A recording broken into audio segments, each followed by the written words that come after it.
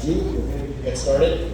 One of them is to call this meeting to order at 7:03, and we need to take roll. I am here. Josh? Present. Kelvin? Here. Adam? Here. Jennifer Luce? Here. All are here. Okay. The first thing I want to ask is if you guys can turn your phones off, you guys too, so we don't have any disruptions, and keep it civil. If we can keep it civil. I know some of you are probably pretty heated about some things, but we want to make sure this is civil. There's a lot of people on the stage with firearms, so I would recommend reading. And like I said, if you have questions, you can fill out the speaker card. I have a lot of questions that were previously submitted by email up until like minutes before I left my house, so I have tried to compile some of these. I only have one speaker card, so if anybody has a couple of speaker cards, please, please hold them up and we'll come collect them from you. So the first thing I'm going to do is we have a lot of panelists, more than I realized. You guys are very popular and a lot of people want to talk to you. So I'm going to have everybody very, very briefly, if you can say your name, what organization you're with, and what role that organization plays in the Sepulveda Basin meetings. And we have one person that's not a government representative, that is one of us, but is supremely knowledgeable about the basin and has been advocating for the basin for many, many years. And so Pat Bates is also on the panel. But if you guys can go through. Pat Bates is also going to keep them honest, because she knows. So we'll start with Katie and just work on down real quick. Hi everyone. Ooh, sorry about that. I'm Katie Abrams. I'm the field deputy for Supervisor Horvath, covering Encino, and we are just here to provide support. The county does not have any direct jurisdiction over the basin, but any questions that you might have for the county, we are here to provide some clarity and some additional support. So that's what I'm doing. Pat Bates, San Fernando Valley Audubon, this year's chairperson of the Sepulveda Basin Wildlife Area Steering Committee, which is semi-governmental. And I'm pleased to be here. The basin is very near and dear to me. Hello, I'm Bates. My name is John Alford. I'm with Congressman Brad Sherman's office. The Sepulveda Basin is predominantly federal property, though about 90% of it is leased to the city of LA in one way or another. So jurisdictionally, a lot of it falls to the federal government, although the leaseholders have, stewardship over the properties that they have. Quickly ended up to the Wildlife Steering Committees. The last time I was in this room, we were doing the Sepulveda Basin Vision Plan, and so there's dreams that this park will become this next great, amazing enclave, but we don't want it to burn down, and in the doing, burn down all our houses at the same time. So we better do something now in order to preserve this jewel of the valley. First off, I do want to say thank you to the Encino Neighborhood Council for hosting this and allowing us an opportunity to come engage with the community, and thank you guys for spending your afternoon with us. I'm Sal Rosales. I'm a Chief Environmental Compliance Inspector with LA Sanitation, and I oversee the homeless encampment cleanups, as well as I support the illegal dumping operations throughout the city. Been a part of a few different projects to help clean the basin over the years. So here to support and here to represent sanitation for the community. Good evening, everyone. My name is Jamie Moore, and I'm the Deputy Chief of the Los Angeles Fire Department, serving the entire San Fernando Valley.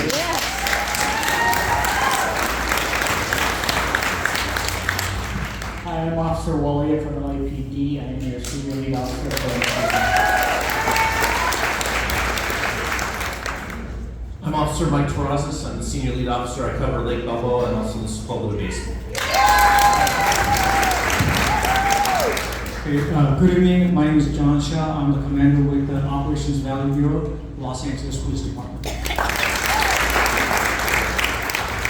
Good evening, everyone. Robert Clark, Deputy Mayor of Public Safety.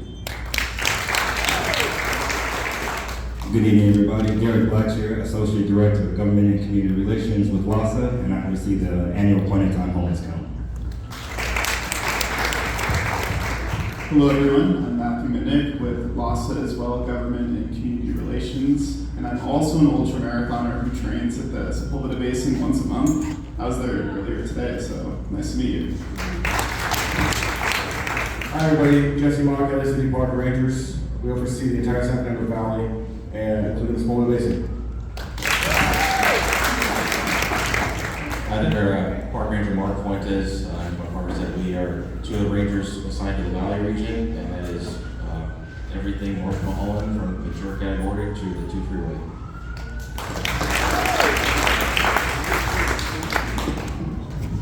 All right, so any imaginable question you might have, I think one of these people will be able to answer for you. So let me start with some basic questions. How many people are living in the basin right now? The park rangers might have an answer for that.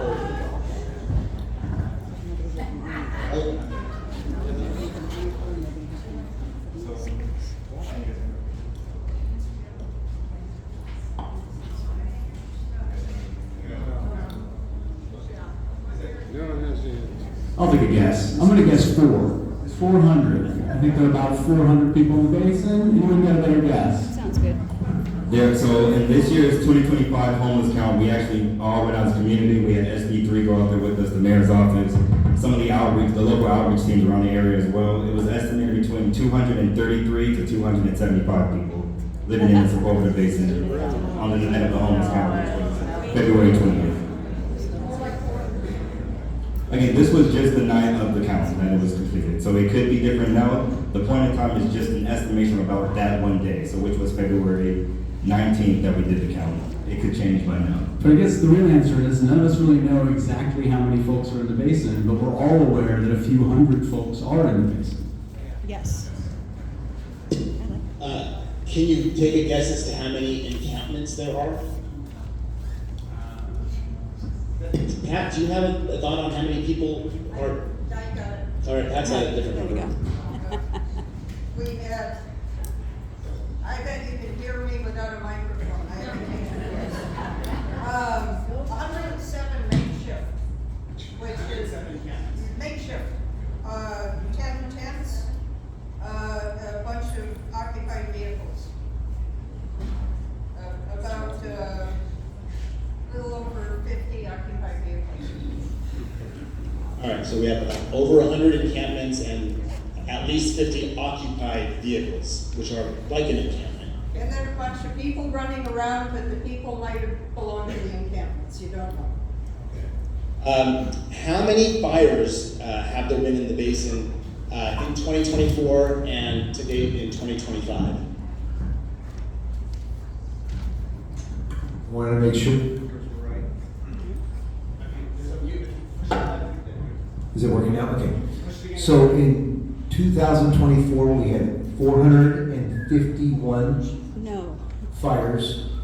Now, that could be, those are reported fires, so that could be a rubbish fire, it could be a warming fire. And then since January 1st to July, we've had 254 reported fires. We're sure that all of those were as a result of the homeless? No, that is not accurate. So, now keep in mind, those are reported fires. So we may have 2 or 3 911 phone calls for the same fire. About 70 to 80% of those were related to warming fires or rubbish fires. We've had about 7 of them that go into large acreage, but most of those were small contained fires because of our aggressive attacks on those fires. Is there a possibility on a bad weather day that one of those smaller fires can erupt into something much more serious? So understand, and one of the questions I commonly get is, can we get a heat map of where all the fires occur? So the way we run our maps is by the 911 calls. So the majority of our calls, if you were to look at our heat maps, look like they all came from the same area or encampment. That's not necessarily the case, because that's where the 911 calls are being originated from, because people usually give a cross street as to where they are located. A lot of these fires, when I say 70, 80% of those, could be started by cigarettes, they could be started by chains, they could be dragging along Burbank Boulevard, they could be started by catalytic converters. So it's hard to say that they're all encampment fires. The fires that start in the center of the basin, now keep in mind we have 2,000 acres in the Sepulveda Basin. We've identified about 600 of those acres that are a big concern because of the fire activity. So when we have a fire in the center of the basin, those are usually ones that are caused by warming fires, cooking fires, fires of just pure negligence. Okay. Is it possible to estimate the amount of money it has cost the fire department to respond to all of these fires, either on an annual basis? Is there a way to estimate that? It's a very difficult number to come up with, and you and I were emailing about that. And the reason why is because the firefighters are on duty 24 hours, 365 days of the year. So if to estimate the cost of responding into the fire, they're on duty anyways, they're working.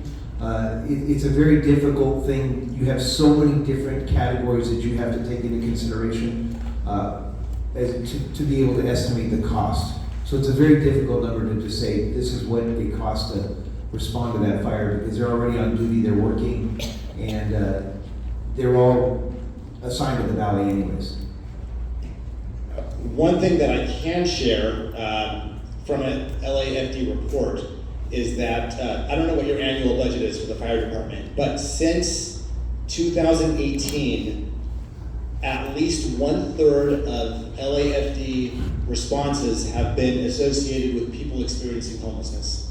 That's not just in the basin, that's LAFD-wide. 1/3 of your responses are to homeless people. So that's a significant number, that's a significant strain on your budget. Would you agree? Based on the numbers that you're saying, they're all over the place, 200, 400. Those numbers were the number of homeless people that are residing in, that wasn't associated with budget.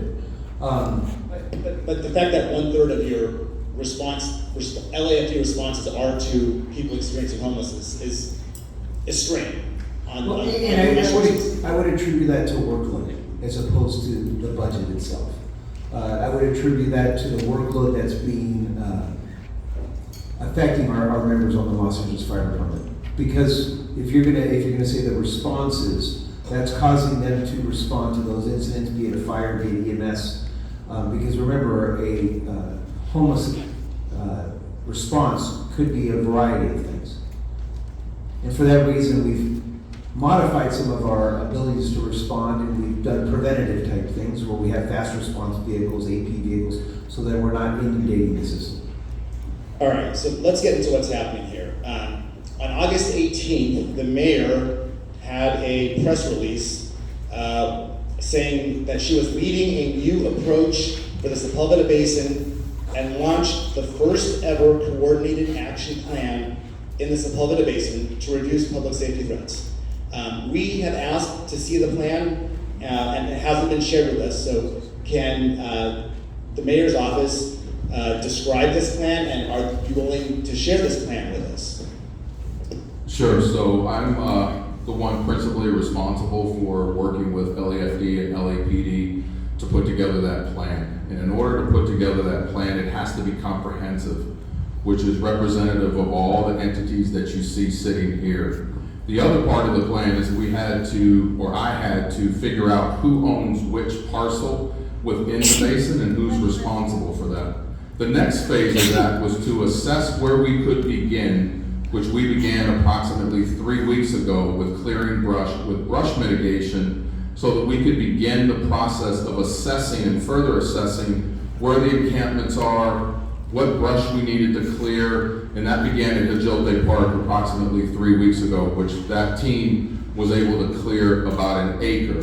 From that effort, we were able to now step back and assess what kind of personnel we need, what kind of equipment, what kind of debris removal that we need as we continue to assess the rest of the basin to determine what was next. And we were able to do that section simply because there were no encampments in that area, and it gave us good feedback to now go back and look at our plan and make sure that our plan aligns with the personnel that we have, the resources that we have, and the partnerships that we have. I hear that there's a lot of planning and pre-planning and pre-pre-planning, and so I guess the question is, when will all this planning be done so that work in earnest can start? Well, sir, if you didn't hear me, let me repeat it. About 3 weeks ago, we began with brush clearance on the Agility Sports Complex, so it's already begun. We're now in the process of assessing other sites where we can begin this mitigation process with brush while we're attempting to assess where are the homeless, because in the 2 times that I've been there in the last 4 days, they are extremely transitory. So at one point, they're on one side of the basin, the other time they're on the other side of the basin, so it's very difficult to pin them down on where they are. As a matter of fact, one place that I saw on Friday, when we returned on Monday with the Encino group that's present here, that entire encampment, at least the living quarters, had been moved and the people were gone, and I can't tell you where they are. That's why this assessment process, while we're continuing to plan to mitigate additional vegetation, is important, because we need to know where the people are as we begin this mitigation process, or continue the mitigation process. So it is illegal for them to be encamped in the park. They're not allowed to be in the park, and you're coming across these homeless people in the park with encampments and dangerous paraphernalia, and you are not clearing them out. Why are you not clearing them out when you find them and see them?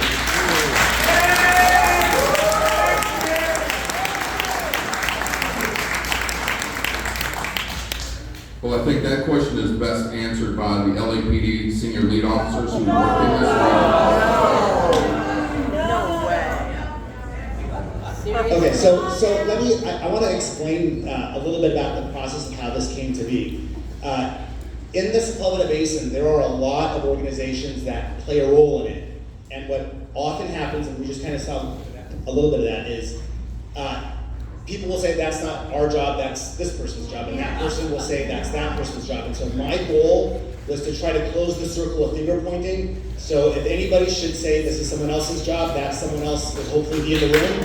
And so I'm going to give, if the mayor's office is saying this is LAPD's job, then let's have LAPD respond to that. Listen, I think that's great that we're beginning to do something about this. I know this is a good problem for a while. Okay, I'm sorry, this isn't, we're not taking just random comments from the audience. It's going to turn into Megan. Well, a lot of people have comments. Go ahead. Okay, I think it was approximately 9 years ago, they had the same problem in Ventura and their basin, and a lot of the homeless were actually setting up booby traps and explosives. Yeah, that's happening here. I'm not going to take anything you guys might have to say is either probably already been asked or will be asked. So I don't want information. I'm hearing 2 things talked about. I'm hearing both vegetation and cutting it back, and then I'm also hearing about sweeps of the homeless encampments. And then I guess my question is, are those 2 different entities, and who can you call? Once upon a time, you had the Hope Team, remember? You would be able to call your council member. They'd put you on a list. It wasn't always immediate, but you can't do that. I know the council offices would like that. Is it the same group from the city that's doing both the vegetation management and the sweeps, or are sweeps going on from law enforcement? I'm actually just genuinely curious. First, if you can answer the question that Robert passed on to you regarding removing people. So the police department is not responsible for removing the homeless. We enforce the laws and we make arrests. With my numbers, we've made 20 arrests in the Sepulveda Basin year to date. We have had extra patrols through there. We have written 190 citations. Officers have made over 200 stops in the basin. We have collaborated with different entities. There are 3 different entities in the basin, or I'm sorry, 2 different entities, 3 entities we can collaborate with. We collaborate with Council District 6. We collaborate with the Army Corps of Engineers, and we collaborate with the Department of Recreation and Park, the Park Rangers. We have done homeless cleanups there. I don't know what, I wouldn't classify it as a homeless sweep. The Supreme Court has ruled that homelessness is not a crime. So the days where we did vagrancy pickups have long gone. We're not allowed to do that. So, but what we do is we go through, we identify the encampments, we identify public health hazards, we identify public safety hazards, and we work in collaboration with those entities in order to clean those up. We also do enforce laws. We do have a progressive enforcement model that we have to use. It's a little bit long, however, we do use it, which includes providing resources, which we work with through the council office and through LASA to offer them housing resources. And it goes up through civil citations, criminal citations. That's the process that we use. And we are working with those different partners in order to try and maintain the safety and the cleanliness of the basin. All right, so I think just on behalf of our audience here, I don't think they got an answer yet, because now the mayor's office has said that they don't remove people, and LAPD has said that they don't remove people from the basin. I understand being homeless is not illegal. Sleeping overnight in the Sepulveda Basin is illegal. So, if it is not the mayor's office and it is not LAPD, which one of you up here is responsible? Is it the park rangers? Who is responsible for when an identified person is breaking the law in an encampment with dangerous paraphernalia and booby traps? Who gets them out? So, regarding park property, we have a team that responds to posted encampments. So the way that works is the encampment has to be identified, it has to be assessed for hazards, and then there's a minimum 24-hour posting. We only have one team for the entire San Fernando Valley, so to understand that, and there is not a park ranger assigned to that team. It is a security guard that's assigned to that team for cleanup. They will call a park ranger if they need it, and that team's responsibility is to remove the encampment. The person does need to leave the area, but there's nothing stopping that person from coming back to that area after the team has come and cleaned up. So that's... How many people are on the team? How many people are on the team? You're gonna have 2 security officers, and then the rest of them are maintenance workers. How many? Maintenance workers, you'll have probably 8 to 10 maintenance workers on a team, I think on average, including a supervisor and possibly a heavy equipment operator. So it sounds like your job can be to remove the encampments from the basin. So we have that team that's deployed throughout the entire San Fernando Valley. Okay. And to the posted encampments. But it's a long process because it has to be identified, and then from there, identified, assessed, posted, and then cleaned up. Who orders the cleanup? Who orders the cleanup? So the cleanup is overseen by Recreation and Parks, but it's per service request. So when we get a service request that gets generated either by internally, like from my partner and I, or from the public, that's what generates the need for cleanup. Are you guys not getting enough requests? Is that why we haven't? We don't have enough park rangers. The 2 of us are for the entire San Fernando Valley for the 4 days a week that we work. Is the problem that you don't have enough recruits, or you don't have enough funding? We don't have enough retention. We don't have the tools that we need to do the job properly. So would money help? That's a good question, because money is not going to get us more park rangers. It takes probably 2 years for a park ranger to start the process of applying for a job to get to the academy. Once they're in the academy, it takes a full year, 6 months at the LAPD academy, 6 months probationary period, and then you have a park ranger in the field. So that's 3 years. Okay, I'm going to direct a question to Pat Bates. Because in 2019, 2020, there was a cleanup of the Sepulveda Basin where they came in and they got the encampments out of the basin and they maintained it. And anytime homeless people came in, they would kick them out and not let them reestablish themselves. So if maybe Pat can talk about that and explain how that went, that would be great. And maybe we can replicate that for whatever agencies were involved 5 years ago. You guys can do this again in 2025. So back in mid-2019, You may all recall the Army Fields fire that was a very large fire west of Balboa. Right after that, that encampment was cleaned out completely. Bull Creek was cleaned out, then Haskell Creek, then the bamboos was finally addressed in January of 2020. This was Yuri Martinez's office. These were very comprehensive cleanouts with sanitation. These were very well established dug-in encampments, and they did a very good job removing them. And subsequent to that, their field deputies did a very good job of monitoring them. And what happened, of course, we had the pandemic. Then Nuri left, we had some turnover, and things gradually crept back to the level where they are now. When they did that cleanup, Pat, did they, was it necessary to proceed the cleanup of the encampments by clearing all of the brush first? The brush wasn't really cleared. What they cleared was hazmat and debris. So there wasn't, and they were able to keep the encampments from coming back even with the heavy brush. My feeling is if they had done brush clearance at that time, it would have significantly delayed the reestablishment, certainly in the bamboos. There was other areas, for example, Bull Creek, that's actually a nature preserve. It should not be cleared other than reducing flashy fuels and ladder fuel situations. Addendum to that, because I went in when they were doing the sweeps, and they would do a three-prong approach. And the first would be they'd go and they'd offer services, and there were a lot of nonprofits and folks in town and you'd get a fraction of the folks who were living there that would accept it, and that usually involved some access to some immediate transitional housing. And then you bring in the second round of folks who would essentially at the time enforce the law, and you could sort of move people along.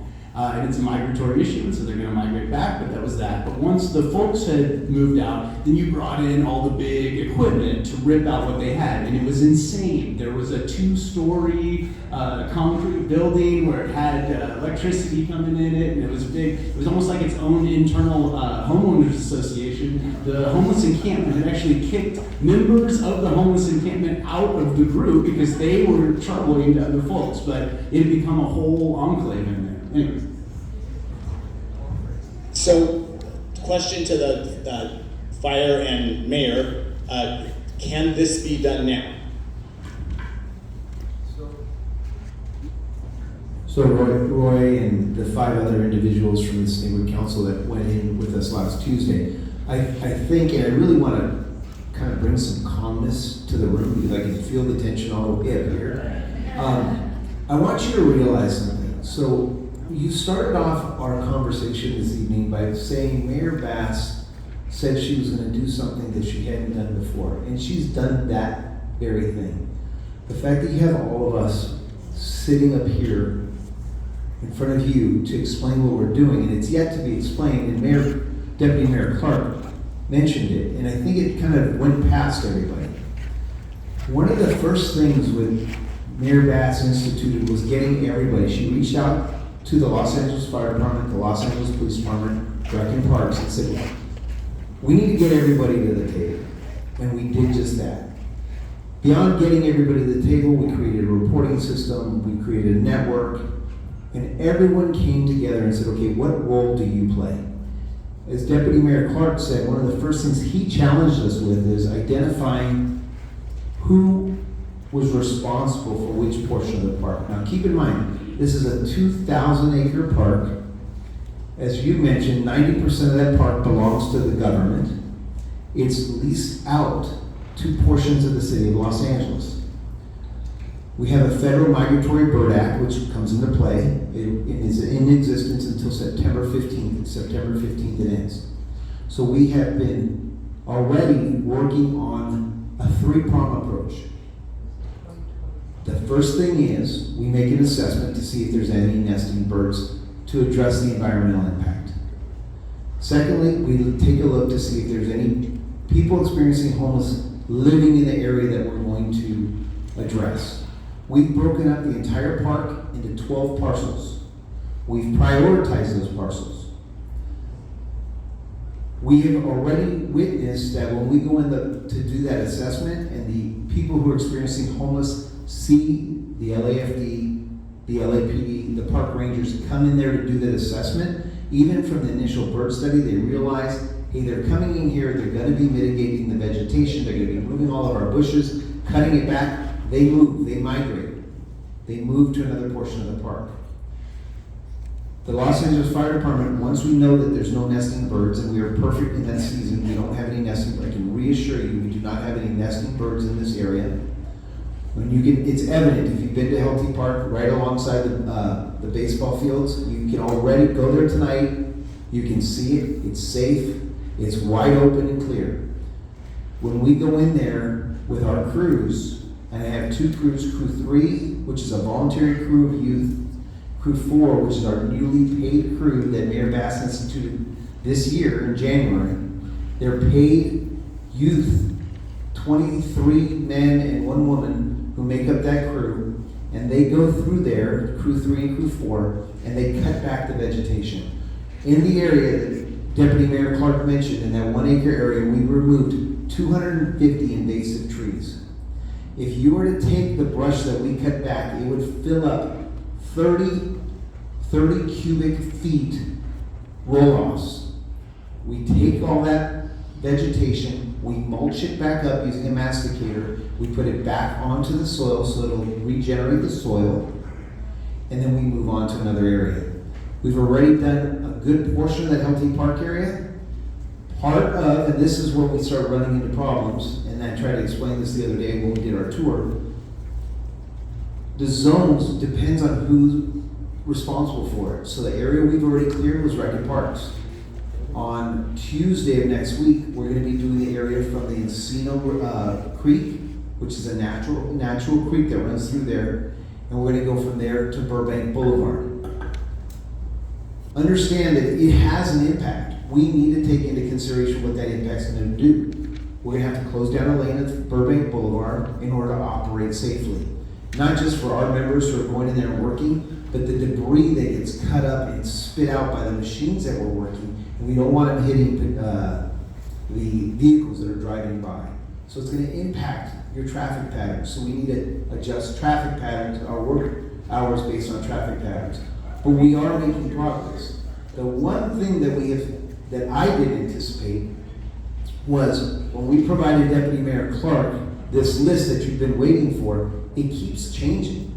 And I can tell you, I know he's frustrated by it because I had been the one to break the news to him to say, we're changing what our priorities are. And the reason why is this. Once we did this very first zone, which was a #1 priority, it was right next to the baseball field. It was where one of our firefighters actually had, and they're not booby traps, by the way. What happened was it was a propane tank that was being used for cooking. They were using lithium-ion batteries because a lot of these encampments are very, very high-tech. These are people who, understand, a lot of these homeless people are not down-and-out druggies that have mental illness problems. A lot of them go to work during the day and they come back at night. They've chosen to live in the Sepulveda Basin on their own. I'm just telling you the situation. Please hear me out. Sugarcoating it. I'm not sugarcoating it. Yeah, I'm you telling you the truth, ma'am. Cigarettes are So starting when that battery started burning and caught the encampment on fire, that propane and butane stove that was there exploded. It severed the ear of one of our firefighters. The area that were cleared initially is where youth play baseball. So we made it a #1 priority. So the thing that I want to tell you that's changing and why our priorities change is because when those people who were experiencing homeless migrated, they migrated to another area. And then we started having fires to that area. And that area was like #8 on our priority list. It now bumped up to #2. So as they migrate and move, we are now having to address other issues. But what I can tell you is this, The area that we have addressed has proven that they're not coming back, they're not camping there, because the flashy fuels are gone. So where else in the city are The, they going? the limbs Sorry, excuse me, can you, the crowd please refrain? The Thank you. limbs are going up, and so now what we're doing is we're working with LA Army Corps the LA Conservation Corps. They have youth programs, so they can come back and continue to manage this, so that in a year from now, we're not looking at the same problem. So what Dr. Bates was talking about was if they had cleared the vegetation, the homeless wouldn't have come back the way they did. So we've already proven that it's effective. We just need to address the vegetation, address the homelessness, and also address the illegal dumping. The people that are coming to your homes and doing the yard work, and they're charging you an extra X number of dollars to do dumping fees, or they're coming and doing a kitchen remodel or a bathroom remodel, are putting it in the back of their pickup trucks, and I witnessed it myself. They put it on a tarp, they drive that pickup truck to the basin, they tie the tarp to a tree or to a fence, and then they just drive off. That debris then falls to the ground. Those people who are experiencing homelessness now have the elements to build their encampments. So this is a three-pronged approach that we're trying to take to eliminate the problem. It's going to take time, but we are effectively managing the problem, but it's going to take time. And where are they going? They're going into other areas of the park. Ultimately, where are they going to end up? We hope they're going to end up in the shelters, and they're just going to move on because there's going to be no place in the Sepulveda Basin or along Encino for them to reside.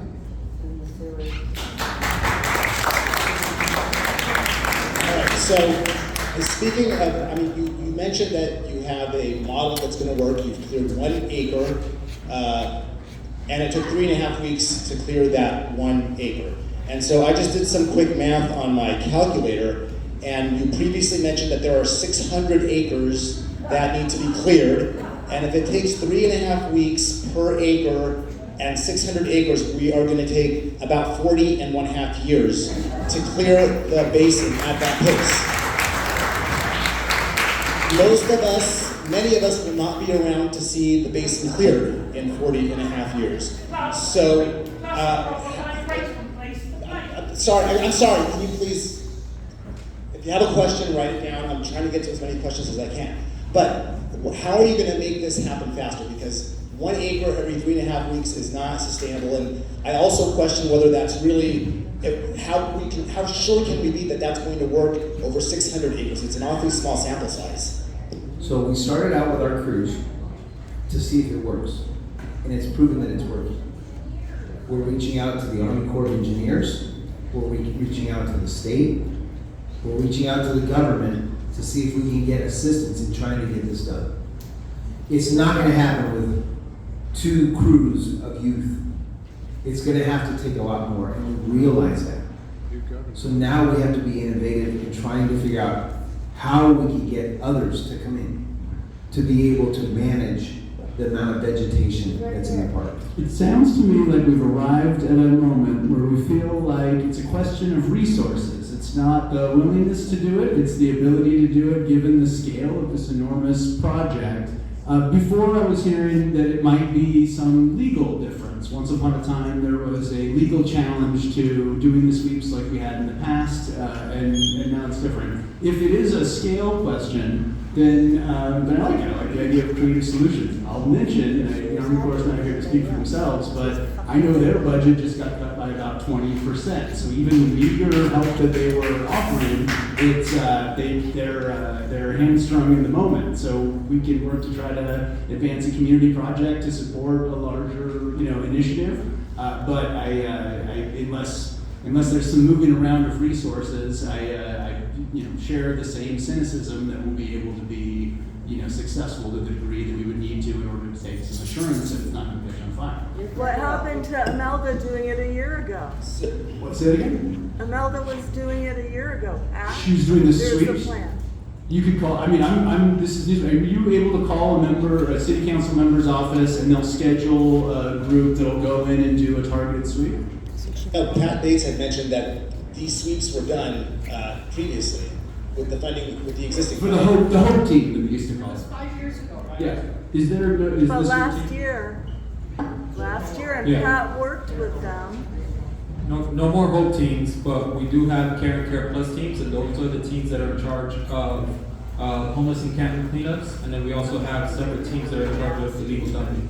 I think the important thing to understand, the complexity, which we've all kind of explained, that each department here has a specific role. LAPD with crime, LA Fire with fire suppression, prevention, and response, sanitation with support of homeless encampment cleanup, actually removing the debris, removing the health hazards alongside with the regular park scene. And honestly, the community putting pressure on leadership to make sure that this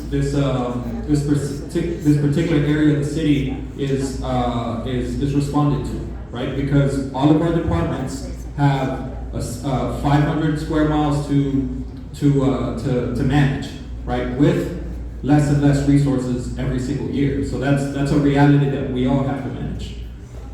On a positive note, I do see, the leadership from the mayor's office, the council office, and folks who supported the previous efforts here. So I am confident that these folks will be able to figure out a response that will bring positive change.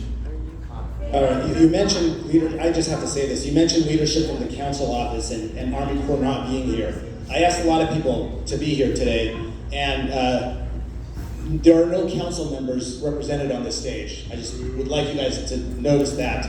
I did ask Army Corps to be here, and I asked a lot of other people to ask Army Corps to be here, and the Army Corps did not want to be here. I think that is a big gap in the closing the circle of finger pointing. I wish they would have been here. A lot of the questions here are, if this is federal land, why is the federal government not more involved in this? The Army Corps, National Guard, FEMA, why are these organizations not involved in the process of taking some responsibility for their property, like we do?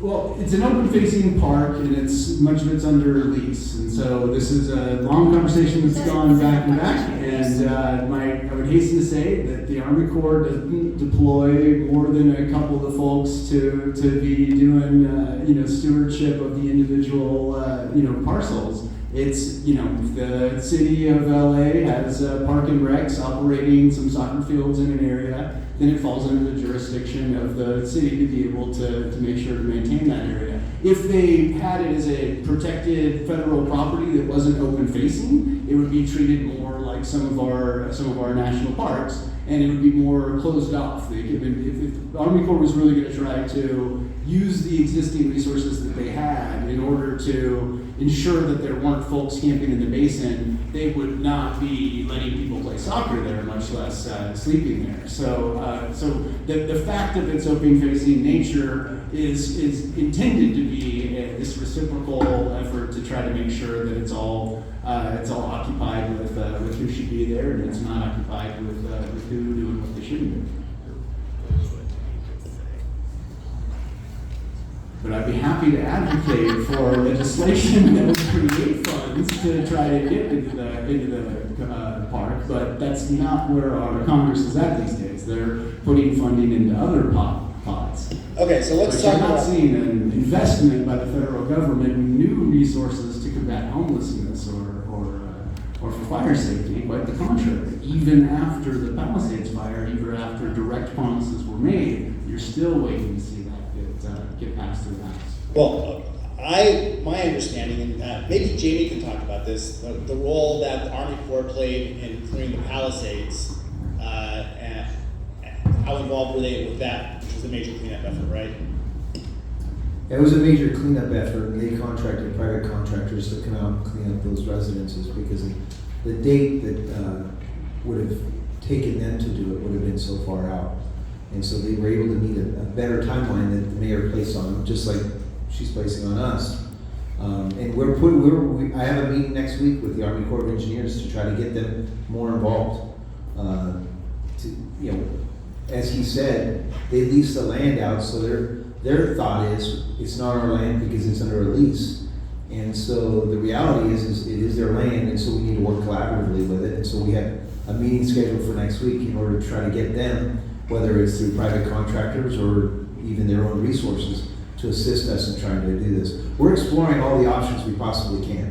I'm looking at private partnerships, private-public partnerships. I'm looking at volunteers. I'm looking at everything we can to, we've already got filed for 2 grants in order to get funding, because understand that the equipment we're using, it takes a wear and tear, and we have, you know, we have to be able to support that. Just where things do. The Army Corps of Engineers just completed the final property debris removal this week, which is lightning fast. No wildfire disaster that has ever come to be has ever been cleared as quickly as the Army Corps of Engineers just accomplished there. And this is with all these limited inlets. We only have a few inlets into the Basin. So if they're able to do something on that big of a scale, why can they not come to the small If that's the focus, if we get a directive, who does that directive have to come from? I mean, either you can declare an emergency. If there was a declared emergency in the way that when that released the SBA funds and the FEMA funds, that happened because the governor identified an area as an emergency. So a state can take that initiative. A president can identify it and say, this is something we're choosing to advance. This is and then the individual levels of the. Can the mayor do that? The mayor has no direct authority over a member of the Army Corps. They're military, so mayor can't tell them what to do, but they can work collaboratively to try to do the right thing. But again, it's going to come down to a question of resources. Everyone I talked to from the Corps, not only did they just accomplish this, this enormous Sisyphean task in lightning speed, but they're doing it with about 80% of the normal personnel that they have. And that doesn't just mean you get 80% of the product. That should mean that you get less than that, because the one person that knew how to do this specific task isn't there. And so now you're bottlenecking in there. So you're going to have even lower efficacy. And they're still able to accomplish what they did in the Palisades. But if you're saying that they should shift their focus from, and they finished the last property last week, from that emergency effort to an emergency suppression in the basin, we can certainly talk to the Corps about that. But they're accountable up the chain of command. All right, well, I'm going to read a quote from Mayor Karen Bass, dated January 14, when she was running for mayor, regarding homelessness. She said, "This is just a man-made disaster, and we need a FEMA-style response. I'm running for mayor to lead the emergency response that LA's homelessness catastrophe requires. LA needs decisive leadership. We need action and urgency. We need follow-through to get the job done. It's been 32 months since she took office, and I have not seen a FEMA-style response."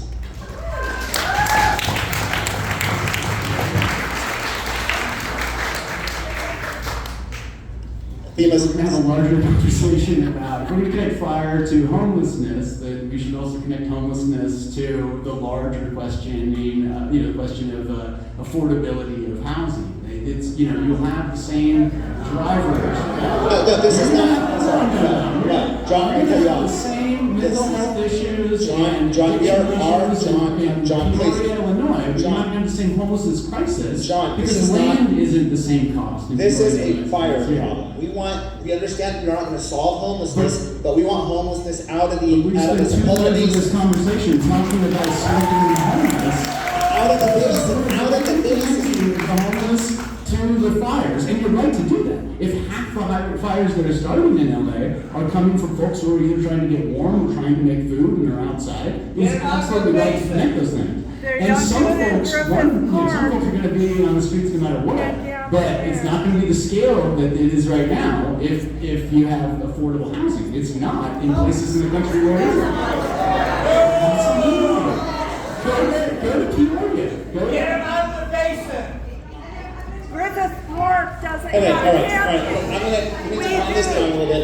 I'm going to stick on this on the national scale. There's a lot of questions. We're through the Army Corps. Is there a role for the National Guard in this? Can they do something to help If the government declares a state of emergency, the National Guard can be activated. state of emergency. I mean, the mayor has declared a state of emergency. The mayor declared a state of emergency.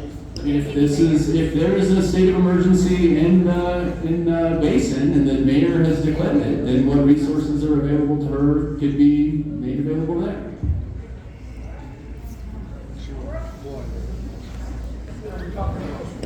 Give me a minute here. There are so many questions. The mayor doesn't use it for the national guard. Governor has to. Conserving my home, it doesn't get burned down. in DC. Why does Griffith I Park think not that have there's any camping? connectivity between the cost of housing in Los Angeles and the number of people that are on the streets. Okay, you guys, this is not including John, we are not going to talk about the homelessness crisis. This isn't a debate about the causes of homelessness. Okay, so I have a question, probably back to Jamie, and maybe the LAPD. I live in Encino Village, close to the encampment between Franklin Fields Baseball Complex and Victory. There have been several fires just south of Victory where there was a lot of brush. What is being done to address the risks in that area? Hear with that? Encino Village, close to the Franklin Fields. Very specific question, but we need to kind of cool the temperature in here a little bit. There's basically a lot of brush. There's an encampment between Franklin Fields Baseball Complex and Victory. It's where you gave us the last part of our tour. It's right by Casino Village. Right, so I understand now what we're talking about. So again, we've prioritized 12 zones within the Sepulveda Basin. That was our number 2 zone, but when the fire started breaking out along Burbank and Woodley and affecting the 405 and Burbank Boulevard, that became our second priority. It moved up from number 8 all the way up to number 2, because obviously we don't want that fire to start affecting and jumping the freeway. So that's our next step. We're going to be working on that, and then we're going to be working over towards that other area to be able to clear out those encampments, and then be able to assess and remove the brush. Because again, once September 15th comes, we don't have to do the bird studies, which I have to say and give Dr. Bates credit, because it's the Audubon Society that's been paying for those to be able to get the nesting studies done so that we can continue. And that's a federal government requirement that we do those nesting studies. So it's coming.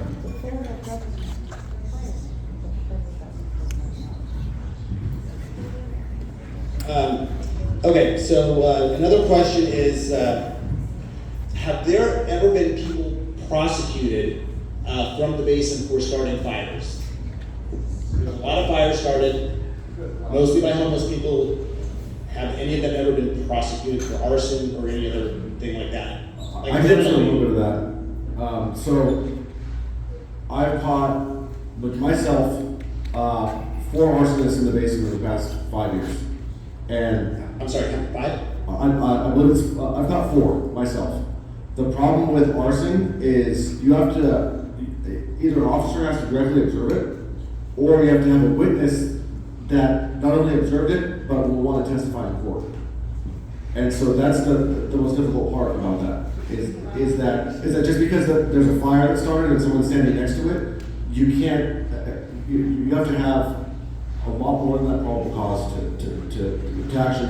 actually arrest that person, and then the prosecution process. It was a broader question. Arson is just an example, but how many people have been arrested there for doing illegal things? Like if I put a booby trap in my house, that's illegal. I can't booby trap my house, but these guys are booby trapping their encampment. So just more broadly, how many arrests do you think there are in a year? Like real arrests where people go to jail, not, they get let out. So we have a senior lead officer. I don't know if anybody's ever met him. His name's Andre Del Campo. I would say on average he arrests 1 person every single week at the Sepulveda Basin.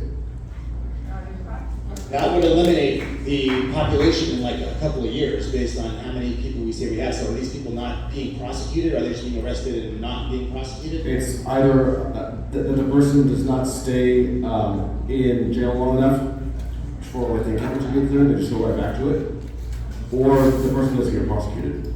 Is it because the laws are not strict enough? I wouldn't say the laws are not strict enough because the laws are on the books, right? I mean, are the punishments, are the legal punishments not strong enough?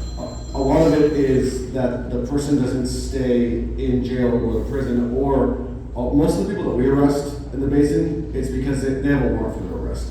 That we'll go identify somebody, whether they're breaking the law or they're an encampment, and we figure out that this person has a warrant arrest, and we take them to jail for the warrant. That's the majority of the arrests that we have in the basin. Or maybe they're looking for an oath. That's possible, but the warrant signed by a judge that they did not appear in court. And so that's where a big part of our role is identifying those people and removing them via being arrested. All right, so on the tour that we took on Monday, there was a very long process explained to us about what it takes to remove a homeless person, 3 points of contact, et cetera, which applies not just in the basin, but anywhere in LA, I think. So maybe someone from LAPD can describe that process of what it actually takes for someone to remove a homeless person. So, and this apply, and I want to be clear, this does not apply to misdemeanors such as battery, theft. It doesn't apply to felonies. What we're talking about is Los Angeles Municipal Code sections, 4118, 6311, camping in the park, the various LAMC sections that we have. So I get that question a lot. If somebody shoots someone dead, do you have to go through this process? The answer is no. This is only applicable to LAMC sections. If they commit a higher level crime, we arrest them based on our powers within the law, and we don't take this process. So I just want to make that very clear. We go through a process where we have to educate, warn. We then have to have resources sent out. We do that through the council district. We request a team to be sent out to offer 3 points of contact. We then go and if the person is still there, we give an administrative citation. We then move into a criminal citation. We move into a misdemeanor arrest where they're released in the field. And if that doesn't work, then we go into a physical arrest. That's what we have to do. It's a long process. And the other roadblock that we run into is, are we actually going to run into this person a half dozen times to do this? The answer is, in the vast majority of cases, no. When we get to that point of citation, normally they move on, if not before then. We do remove a lot of people from the basin where we just tell them, hey, you can't be here. We give them their warning and we ask them to move on. So that's when when you see the no trespassing signs and things like that in the basin, no sleeping overnight. Those are all municipal code sections, and those are where we have to, that's the process that we have to use in order to graduate up to a physical arrest. Is that a policy that requires that many points of contact, or is that the law that requires that many points of contact? It's a policy that we have. And who makes that policy? I honestly don't know who made that policy. I don't know if it was the department or the city. I don't know. Does anybody on the stage know who made that policy? Okay, so one of the things we can tell you is that there's a lot of lawsuits that come, from our enforcement efforts, right? So based on what we have done in the past, the policies comes about, right? We have a policy and a procedure section within the LAPD, and we work with the city attorneys, and we work with the experts to come up with the policy. So it's not something that happens overnight. There's a lot of thought process that goes into it. We do work with the city attorney's office to ensure that what we're creating as a policy can pass the muster in the court of law. And we have to offer, because we've been sued, a number of different times for making an arrest. And I think what Slow Terrazas mentioned, being homeless is not a crime. You have to do something overt. You have to do something else. And I think what the park ranger said, that we have to observe them commit a crime in our presence. So we have to have a witness who said that this person started a fire before we can effect an arrest. Just because you're standing next to it does not mean that you did it. Is it possible? If you're in the park after it closes, you're breaking the law, right? Right. But once again, like what the city lead Terrazas explained, right, that we have to give you a citation. You have to have a 3-point of contact. We have to give you a citation. And if we come across and you don't take advantage of that, then it's a physical arrest. So I just want to kind of clarify between a citation, that we give you citation, just like if you were stopped for a violation, traffic violation, right? If you were just speeding, if you ran a stop sign, we would give you a citation, and what we tell you is, hey, on this day, you gotta go to court and see the judge, and you gotta take care of it, right? But if it's something greater than that, then we would make a physical arrest, and then we would book you into the jail, and then you have to bail out, and then kind of go from there. So there's a difference. We have to give you citation. So there's a policy procedures that we have to follow before we can make that physical arrest.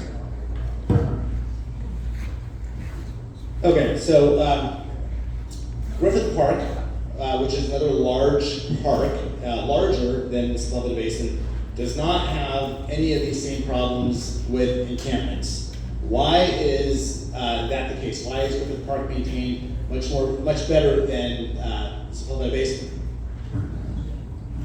I can probably field that one. Part of it is the way Griffith Park is zoned. It is zoned differently than Sepulveda Basin is. Part of that comes down from the state California Fire Marshal. Griffith Park itself is designated as a very high fire hazard area zone. Sepulveda Basin does not fall within any fire hazard severity zone per the state. For the city, there are city codes that are designated as a high fire severity zone. Not to our knowledge, because we're not using those like very high or moderate fire zones for Sepulveda Basin. With that, with it being designated like Griffith Park per se, there's also a lot more patrols and enforcement in Griffith Park. Again, let's go back to park ranger staffing. Griffith Park on any given day will have 4 to 5 rangers for Griffith Park shared with the metro region. Again, for the valley, you have 2 park rangers on any given day. Who determines that allocation of resources? So for the Department of Recreation and Parks, we have 30 park rangers, or our department staff is 30 folks. That's including our command staff. So part of it is just general park staffing. We get most of our calls out of the Griffith Park and metro region than we do out of the valley. Valley is more centered on fire-related calls, such as with the Sepulveda Basin. Now, enforcement-wise, we are going to the Sepulveda Basin every day and doing patrols. We're doing a lot of service requests and identifying the cabinets for removal. But as they said, that is a process in terms of getting the outreach out there, getting part of the encampments posted and approved for removal by the cleanups. All right. On a related matter, true or false, you guys go through the same training as LAPD? That's correct. You guys are not allowed to carry firearms? No, we're not. Even though you go through the same firearms training? That's correct. And that's because of LA City Council? Whether the council, but it's just current city practice. So there's a city ordinance that permits, or I'm sorry, that does not allow us to carry firearms. We're in the process with council, we're trying to get it to the floor of council for us to get armed, because one of the biggest I've seen over the 7 years of being a ranger is retention. That rangers, we're not armed, we encounter situations where we go into an area and we have to call LAPD because we're engaged with a knife or a gun or a machete or something along those lines, and we don't have the tools and equipment to be able to protect ourselves from the public. All right, I'm gonna poll the audience. How many people think the park rangers should be armed? All right, I have representatives here from CD4 and CD6. If one of them would like to come and tell us if their council member would support that, I would love that. Any, CD4, CD6? What I'm hearing is the difference is the scale of the number of officers. So, Covering one area, that's fine covering. So they're declining that, but clearly the plurality of people think that the park rangers should be armed. So just duly noted, please, in the back. Okay, so we do that. Hi, Roy. Hello. We've met several times. I even asked you to send me this, remember, on Saturday. The invite for this. I gave you my card. Move on. Yeah, okay. Well,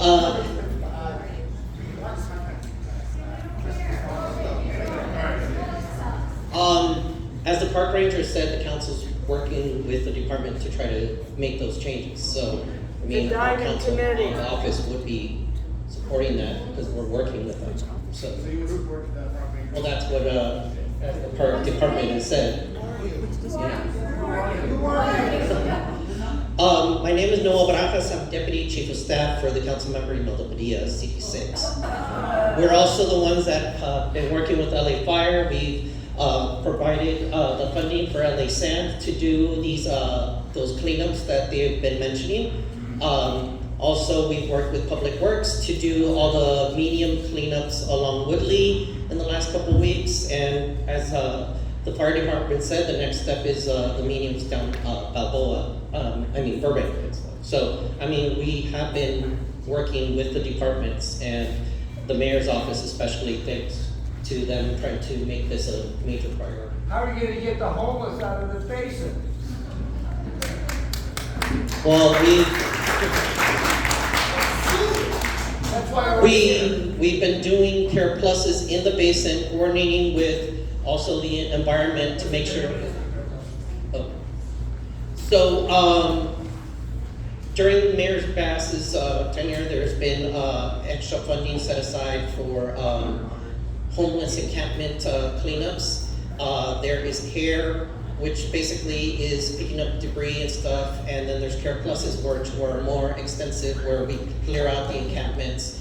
And so that is a process that entails coordinating with LAPD, LA Sand, and not just in the basin, but all over the city. And so we've been working with the departments to do those cleanups. Unfortunately, we bring in LASA and all these homeless providers to offer housing. The people, we can't force them to take it, but some do. We regularly send providers to the areas to talk to the homeless to try to convince them to take housing.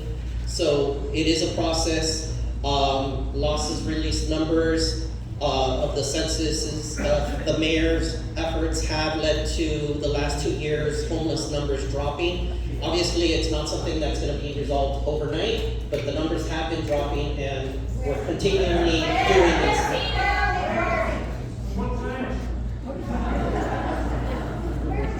Do you want the Rangers to carry guns or not? Where's the Milda Padilla? That was the question. That's what I first started out with. That was the question. As they were mentioning that we were working with them. So we'll continue working with them to try to get some sort of legislation that hopefully the majority of the council will be able to support. Where does Padilla stand? Where does Padilla stand? What is her? Well, we are supportive of getting the department whatever resources they need to do their job. So yes, if that's what they need, then we will work towards that. It's an easy question to answer.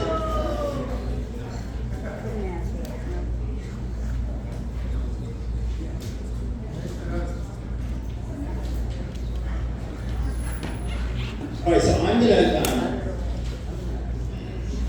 we have not heard much from LASA, which is a little bit surprising. We're letting them off the hook.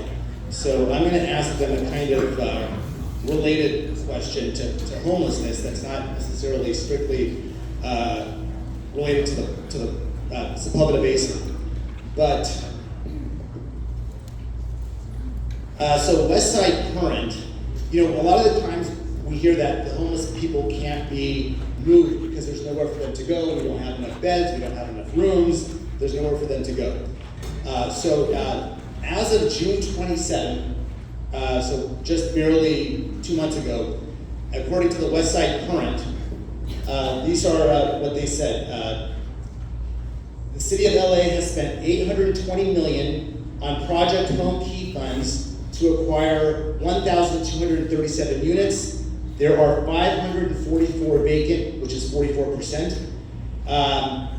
And Project Home Key, they spent $550 million to acquire 2,157 rooms, and there are 1,538 still vacant. That's 71%. So combined, that's over 2,000 rooms that are vacant that are available. And so, can you please explain why there is such a high rate of vacancy at such a high cost to the taxpayers?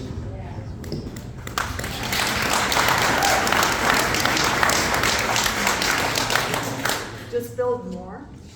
I'm sorry, what was that?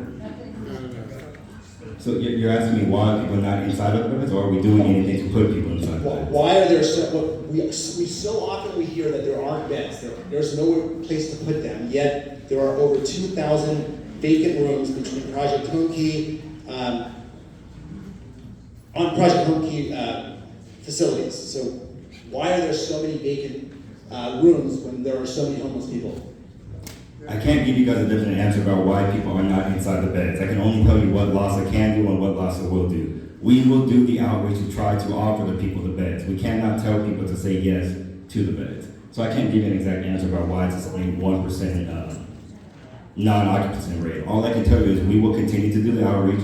We will tell them where all of the options are. We will go out there more than 3 times. Like I said, or like Matthew said earlier, he did outreach in the Sepulveda Basin today. He will offer the people all of the placements you guys see. You guys can come with us. You guys can tell us where they're at. You guys can call us directly. We will go to any person who you guys see causing an issue or just experiencing homelessness, and we will offer exactly what Roy just said. But I can't tell you why they're not in the beds. When you say, all right, guys. When you say we, call us and we will do it. Who is we? Who do we call? You can call both of us right here. I will give you guys my cell phone number. Right now. You call. Do you guys have your pens ready? Your phones ready? Yeah. 661. I kid you not. 661-444-4168. You guys call me, we will respond. Like they all said, we can't solve it without your guys' help. So I will put my accountability on the line. You guys call me, we will do the outreach. 661-444-4168. All right. You guys have some homework. Right. If you guys call him and he doesn't respond, you guys let me know. Well, if Derek does not respond, I'm going to give you my number as well. So get a pen ready. So my name is Matthew, 805-791-6684.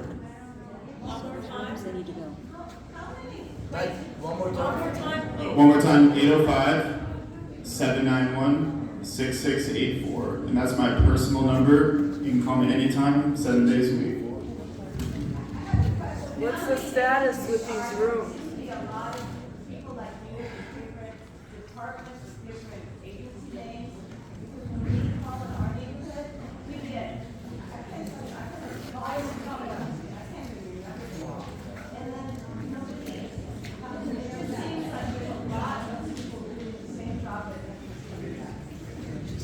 There are a lot of agencies doing the job, but it's because, like they said, the amount is so large. So we don't have the capacity to do it every single day. Or like one agency, it takes multiple agencies to get out there, which is why.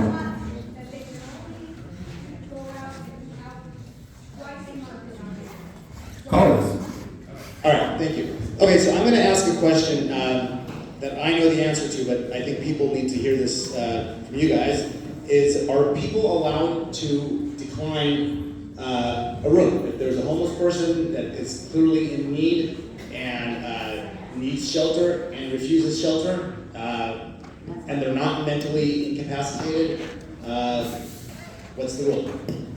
Yes, they can decline the shelter, or they can decline the services.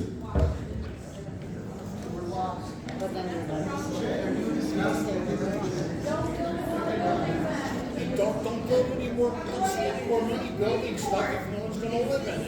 That decides whether or not the homeless can be in an encampment, and they don't have to offer them housing or anything.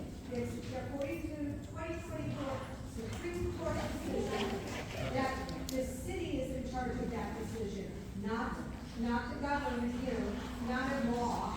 It's based on a bleeding heart, Karen Bass, and everyone doing it.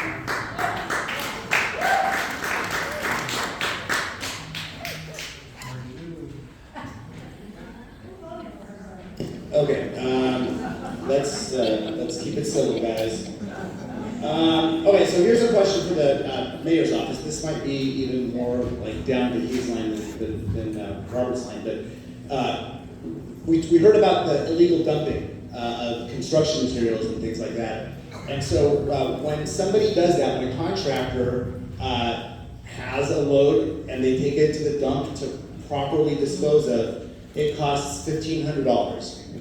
If they dump it at the Sepulveda Basin, and if they get caught, it's a $500 fine. So it definitely pays to not take it to the dump. So that is what it is, and it's a problem. Would the mayor support, and I'm not going to ask the council, it buck stops with the mayor, would the mayor support raising that fine to be a real deterrent to doing this, because it's a big problem? So that's actually a great question. So let me share it with you this way, and you already know this. I don't want to lose focus on the progress that we've made, and I realize that you may not believe that that's... Hold on a second. Please let him speak. Please, no. Hold on a second. Let him speak.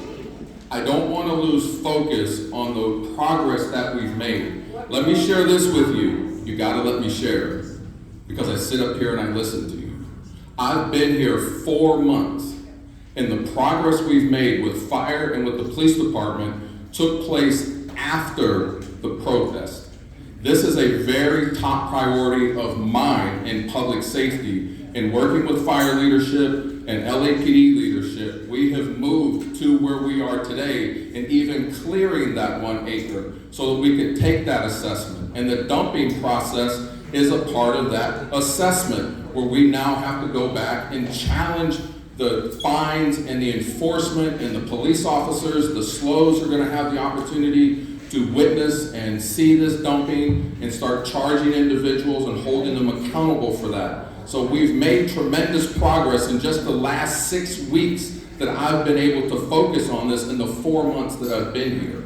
So together we can solve this problem. We need your cooperation. We need your involvement. And yes, we hear you. And I promise you, when we leave this meeting tomorrow morning, Chief Moore and I are going to be talking. The LAPD and I are going to be talking about what's our next step. The residents who came out to the basin with me, and I walked around with them, and we walked around together and saw it together, we understand resizing our expectations and recalibrating our expectations because of what needs done in the basin. The homelessness, the vegetation, the dumping, the access to the basin, guardrails are down, fences are broken, people are driving around it. An individual, as they witnessed, drove a truck out of the LA River with no windows in it. So we recognize the challenges and the problems, but we need to do this together. We need your participation, we need your support, but most importantly, we need your patience, because we're in the process of assessing all of this. And again, let me remind you, I've been here 4 months. I dealt with the protest as soon as I got here. Right afterwards, I had to pull all these teams together to understand who owns what problem and piece in the basin. And then I was told, well, we got to do the migratory bird study. That took 4 or 5 weeks to get that work done. Then I was told that there's an ancient owl that lives in the basin, and we have to assess that. So again, I had to wait. So the progress we've made is after all of that assessment. And I realize that it's easy to challenge the assessment process, but until I understand what I'm dealing with and we understand what we're dealing with together, we can't accomplish anything. And now that we have that understanding, now that we have that data and feedback, now we can move forward, even including assessing what's the process for raising fines for illegal dumping in the Sepulveda Basin. So, can you ballpark any kind of a timeline for this, like a realistic timeline? 1 year, 2 years, 6 months. Give us a framework.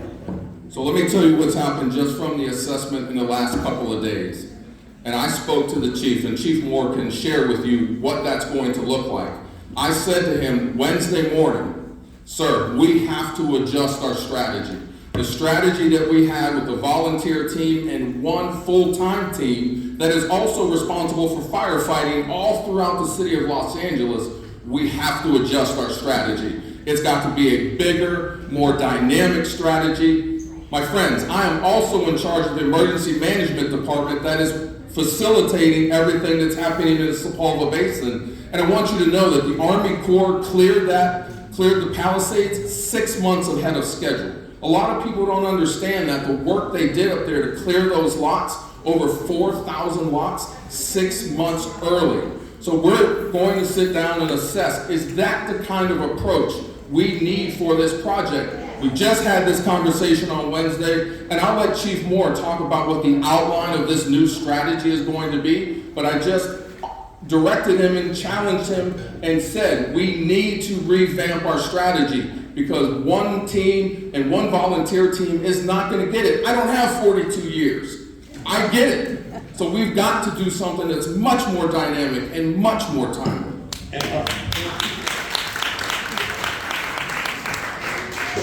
Is that going to take more resources? Is that new strategy going to require more That resources? includes getting more resources and having a much more dynamic approach. You saw the LA River Basin. You understand there's 1,000 yards of debris in there. So we need trucks and bulldozers to clear all of that out so we can at least get to the other side of the LA River in the encampment sites in the basin. So is this new strategy going to be a pipe dream, or do you have these resources? Are you going to be able to allot these resources to fulfill this strategy? It is absolutely not a pipe dream because we saw what could be accomplished in the Palisades. And I've asked Chief Moore, the expert on all of this, to really revamp the way that initially I was looking at this 6 weeks ago. And hey, go out there and clear 1 acre at the Jilte Sports Complex and let's begin there. We had that conversation on the community-wide Zoom that we just began that day. Well, I recognize because of the task at hand for those teams, that can no longer be the strategy. We've got to come up with a much more dynamic strategy that brings in additional resources, county resources, state resources, federal resources, so that we can address this very Herculean problem with Herculean resources. And are those funds from the state, city, federal available to you? Are you going to be able to get them, or are we going to be kind of treading in water because you're going to say we don't have the resources that we need to fulfill our strategy? Well, of course, sitting here this evening, I can't answer that question for you because, again, the chief is still in the process of pulling that together. And as I shared with you, we'll be talking tomorrow morning about what that new dynamic strategy looks like, because what we've done up to this point is not going to get it done in the time frame that we want to get it done. What about flooding? Nobody's running from flooding. I've been 65 years of my life. 25 years ago, I remember the Sepulveda Basin flooding and the direction to the lavatory. I never had a life access. I was a teenager. So you bring up a great point. Repeat the question. The Sepulveda Basin is a flood basin. And we have considered doing what they did in Bologna Creek to fill the Sepulveda Basin with water. It's not that easy to just open up the dam and fill the basin with water. It's going to have an environmental impact. It'll wash away roads. It'll cause erosion. It'll affect the streets. It'll affect your houses. It'll bring with it mosquitoes. It will bring with it diseases. You said flooding. You said flooding. She said it was a flood zone. It is a flood zone. She didn't say flood. No, but we have considered flooding because flooding would eliminate the chances of the vegetation catching on fire because all the, so understand this.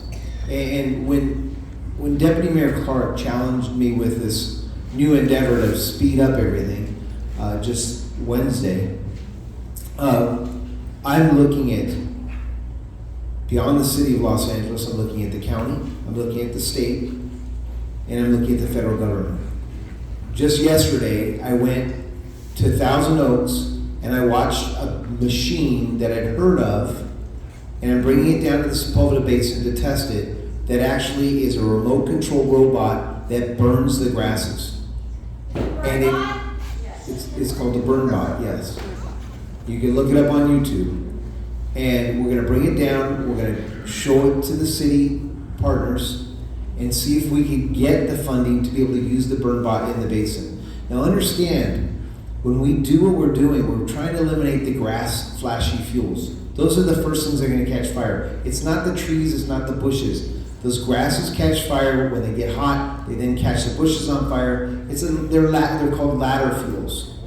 So we have to eliminate those fuels. So back to what you were mentioning about flooding, we've considered flooding the basin to be able to get those grasses full of water so they're not going to catch as we try to mitigate this, because one of the biggest concerns you have is the threat of fire. And so we're trying to address it from every angle. What's your advocacy? Wait, I think you misunderstood. I'm saying the flooding is dangerous because when it rains, I'm not talking about you. Very dangerous. Yeah, what I'm saying is that more than twice in the last 25 years, you guys close it off because when the rains come, it floods, people get trapped in there, and they have to be rescued, and there's people living in there, and it's dangerous. I'm not talking about flooding. We agree with you 100%. It's dangerous to live in the basin. There's no doubt about it. They have chosen to reside in there. Even when it rains, we go through and we tell them of the threat of flooding. So the fire department works with LASA prior to rains to try to get those individuals to get out. Do we perform swiftwater rescues in there? Yes. So it's not just a threat of the fire, but it's also a threat of the rains. You're absolutely right. And we're trying to address it at all angles. We are getting close to being out of time, and we've gone through a great number of questions. A lot of them were repeated.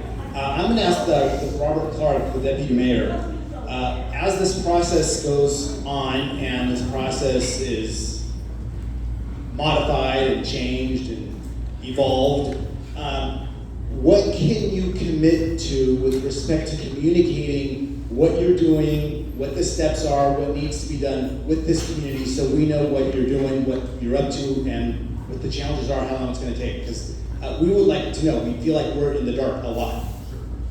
Well, the same process that we committed to up to this point, if it's necessary to have a community-wide Zoom, which we were just on about a month or so ago, there was almost 800 people on there, we'll do it that way. So we'll certainly do that in communication with you and the rest of the board, and we'll figure out the ways that we can communicate the progress that we're making and the updates that we have for you. Because again, this is a process and a collaboration in full transparency.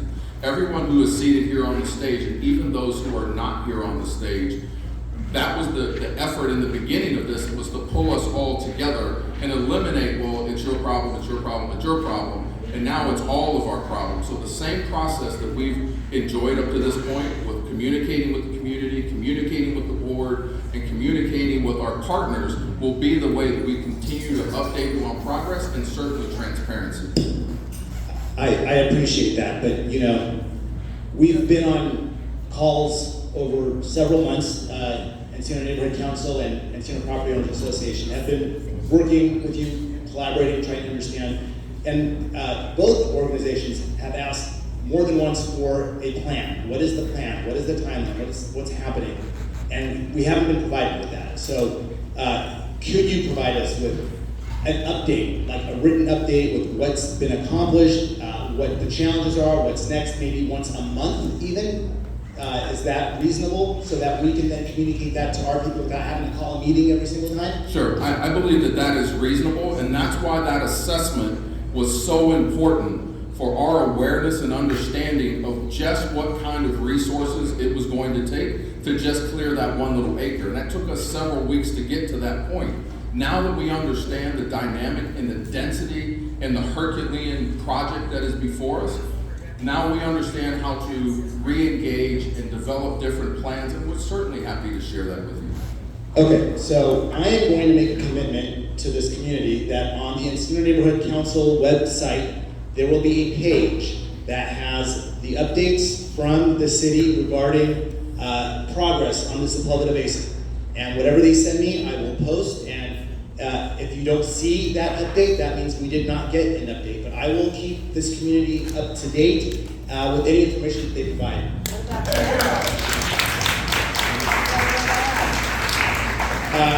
I'm going to make an announcement. The Encino Property Owners Association is going to have a Zoom meeting with Nithya Raman on it on September 17th at 7 o'clock.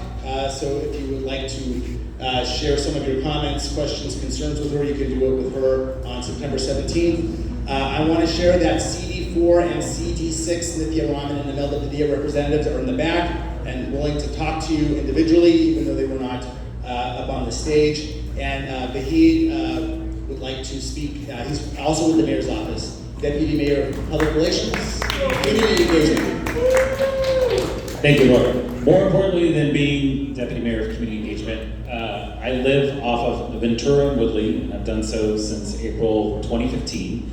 But my ties to Encino go back to 2007 when I joined the Encino Chamber Board, when I was also president of the Encino Chamber of Commerce. I say all that to say, prior to taking on this role, after Robert came into his role, I became Deputy Mayor of Public Community Engagement May 5th of this year. I was on the Board of Public Works, President of the Board of Public Works. So I'm going to respond quickly to illegal dumping. Yes, this is not just a Basin issue, it's a citywide issue. The mayor has made a commitment to work with the state legislature to figure out how we can change, it's a state law that caps the city fine. So we've already made that commitment. We've been speaking to Assemblymember Jesse Gabriel's office. To your question of resources, Assemblymember Jesse Gabriel's office was out with Deputy Chief Moore a few weeks ago and has already reached out to us about what does it cost for the city and additional resources to address illegal dumping. Maybe it's putting the cart before the horse a little bit by sharing that news, but it's to say we're making progress. To the comment of what has the mayor done in the state of emergency on homelessness, homelessness is down 2 years in a row. Street homelessness is down, right? Whether you see it or not, that's what the numbers indicate, we're making progress. With that urgency that we came in to tackle homelessness is how we're tackling the Basin. A lot of it has to do with the urgency that was raised by Rob Lucian and Roy and Adam, who have been relentless for you, with me mostly, about needing to address the Basin. And so I asked Roy for time, even though I'm not on the panel, to give you that personal commitment. And I've already told Roy this, whatever you want. You want us to come back once a month, you want us to come back every quarter, you want us to do a presentation on what has been cleared, what are we doing about homelessness, we're just getting started. And I think you heard the Chief Moore say it too. This is the first time there's been a coordinated response. We didn't just show up here to tell you we did 3 weeks of work, we cleared 1 acre, now we're outies. We're here to get it done, whatever that means. And so it's gonna be hard, it's not gonna be easy, it's gonna be challenging work, there's gonna be more fires, but in between all of that, some of you have seen me walk around the neighborhood. I know the Millers in the back are my neighbors, they see me all the time. And most of you have my cell phone number and you tell me, or you email me that there's a fire. I know, because the ashes come down on my place too when the fires happen. So what we're asking for is, give us that feedback. If the information we're providing you isn't working, tell us what information you want. If you want more information, tell us that. If you see something, tell us about it.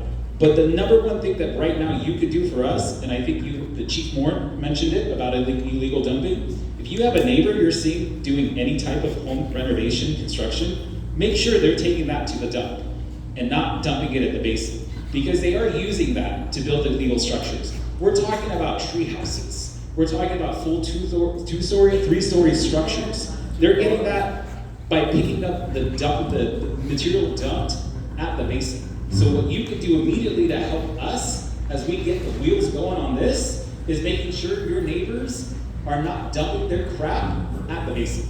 And that will help us out tremendously. And so I'll be back, Robert will be back, all of us will be back at some point, but you have our commitment that we're gonna deal with this. All right, I'm gonna go off topic one more time, because I know there is an issue that is very important to the Encino community. And so this question is philosophy. We have this homeless facility coming to Encino called the Oak Tree Inn, which there is a lot of concern about. And there is some specific concern about amnesty lockers. And what we have been told is that these amnesty lockers, which exist to store contraband of the people who live there, is mandated by LAFD. And so my question is that mandated by LAFD? If a facility wanted to open and not have a transitional age youth facility wanted to open and not have amnesty lockers, could they do that? We don't oversee the Oak Tree Inn, and we're not the one in charge of anything with that. So no, not mandated by LAFD, but we can have a further conversation about that. And I will put you in charge of the people over that. I do not need to know anything more than what you just said. I hope everybody heard that. All right, and I'm gonna just one other thing that I think will be very interesting to people who don't follow city politics so closely. Are there any of you that would not benefit from $5 million in your pocket to solve the Sepulveda Basin problem today? No? You guys could all probably put that to good use? All right. So just to inform you guys of what has happened this week with the city attorney, and this applies to homelessness because the city has not been able to be accountable for the billions of dollars that they have spent on homelessness.